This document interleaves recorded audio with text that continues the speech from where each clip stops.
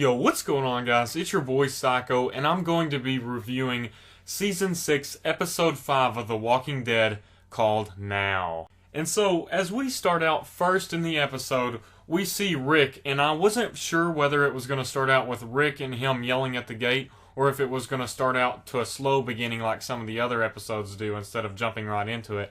I definitely found it interesting on how he just ran straight through the zombies, and we really haven't seen that much of that strategy in this. And I've always wondered that because, like in the game Dead Rising, I don't know if a few of you have seen this, but like a lot of times you run through the zombies, and I didn't see that much in The Walking Dead of this, so it was actually cool to finally see people trying to dodge zombies and like weave in and out of them, and then Rick just practically football tackles one of them. It was pretty funny, but it was one of those awesome Rick moments, just one of those, another awesome Rick moment you can just chalk up, because when Rick goes ham or he gets in the zone, you know it's going to be awesome. Then we start getting some story with Aaron and Maggie, and I actually really like this. I'm a big fan of Aaron. I really do like him. He's definitely a character that you can identify with, and he's caring about other people, but he also does what needs to be done. And I like how instead of being the stereotypical person, you can't go out here and you can't do this, you can't do this, he's just like, I'll go with you. And I thought that was really cool. It makes him a lot more cooler when it just shows him trying to help Maggie out instead of just saying, you can't do this, you can't do that. I thought the Maggie storyline with Aaron was really cool. Not to mention the sewage walkers were awesome. I've seen preview pictures of them, but I was wondering when it would finally show them. And that was definitely cool because I always love seeing new walkers on this show. They never seem to stop amazing me when it comes to different variations of walkers, and I just can't wait to see what they have next. Just like how there was that one weapon inside of one of the walkers, like the sword, and Rick pulls it out and uses it against it. I saw that in a magazine article, and they said they wanted to do that one time in the series, and it was awesome to finally see them do it. But anyways, also, I'm going to move on and talk about some of Jesse's story. And, Jesse's finally coming to terms on how she needs to embrace this world finally. Because if not, her and her family's going to die. So her killing that walker in front of all those people, it's like sort of her setting an example for everyone else on what they need to do. And also I want to mention Rick's speech and how he's sort of inspiring everybody to realize that you just need to hold together because the wall's going to hold together. And I thought that was a pretty cool metaphor that he used there. Next, I want to talk about Carl and Ron. Now, usually I'm on Carl's side, and lately I haven't been really liking Ron. But then when you realize Ron is finally coming to terms and realizing that Rick helped him out and that he needs to be with this group because they're doing nothing but trying to help them, and finally he's coming to terms on that, and he's understanding, and he's starting to be a more likable character. That's one thing this show does very well. Like, they made me hate Nicholas at the beginning, and then when he was starting to, get used to Glenn, and Glenn was sort of like his mentor, I started to like him. But then when it came to that dumpster scene, it's over with him. I freaking hate him. Everybody can say he saved him, but in the end, he still did cause Glenn to fall off that dumpster. But anyways, I'm getting on a tangent here. But that fight between Carl and Ron was pretty interesting. I like how Ron threatened to tell Rick and then said that everyone else would go out there and someone would end up dying. And that made Carl realize what could happen. And Ron really did what was best for him, because that probably would have been a stupid mistake by Carl that would get more people killed. So Ron definitely did redeem himself a little bit there. And then also I want to talk about the moment with Ron and Rick standing over the walkers. Now this scene, I don't know about everybody else, but this scene made me a little nervous now because, I'm sort of having flashbacks with Nicholas. And you thought, Nicholas, he kind of made me nervous when he was with Glenn on the dumpster, and then it set it over the edge.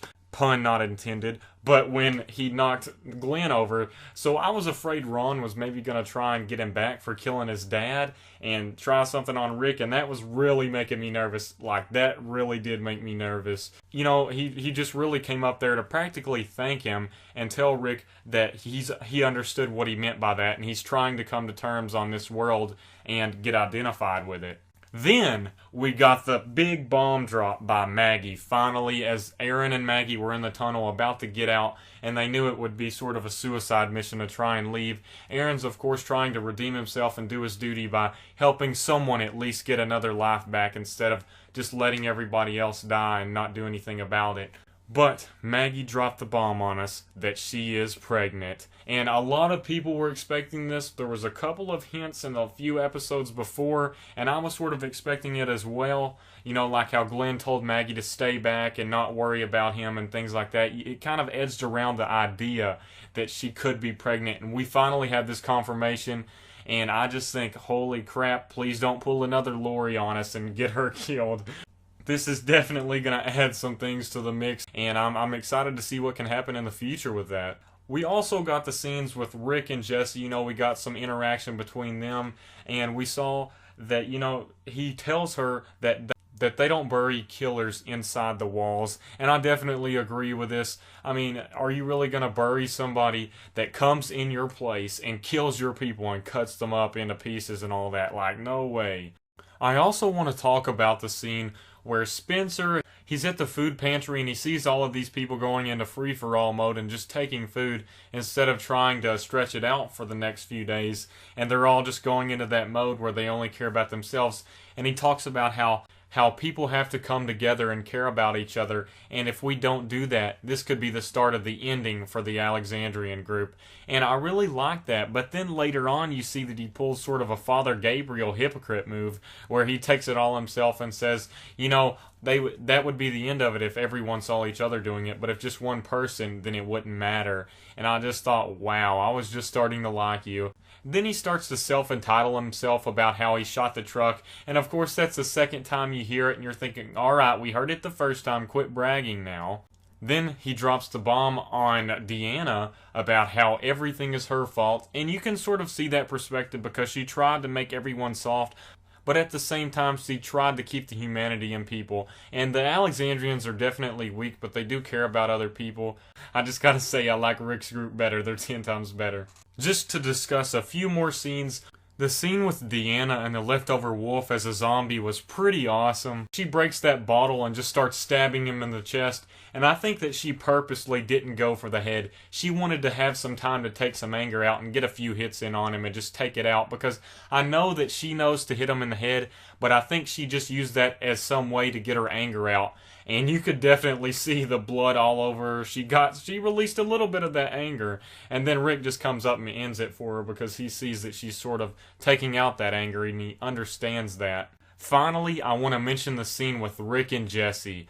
This was definitely interesting because it sets up a relationship between the two for sure. And, you know, they start to kiss at the end, and you're thinking, oh, Rick's getting along with Ron, Rick's getting along with Jesse. This could come into play here and work together well.